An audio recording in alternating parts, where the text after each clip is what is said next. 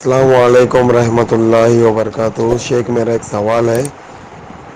ہمارے نوجوان جو قبر کھودنے کے لیے قبرستان میں جاتے ہیں، اس کی اسلام میں کیا اہمیت ہے اور اس کا اجر کیا ہے؟ ذرا خلاصہ کریں گے تو بہتر رہے گا۔ وعلیکم السلام ورحمۃ اللہ وبرکاتہ۔ دیکھیے، قبر کھودنا ایک اچھا کام ہے، اور کوئی ضروری نہیں کہ ہر اچھے کام کی کوئی الگ سے فضیلت ہو، اس کا کوئی ثواب بتا دیا گیا ہو۔ بس اچھے کام میں دل و جان سے کام کرنا چاہیے اور اللہ سے اجر و ثواب کی امید رکھنا چاہیے۔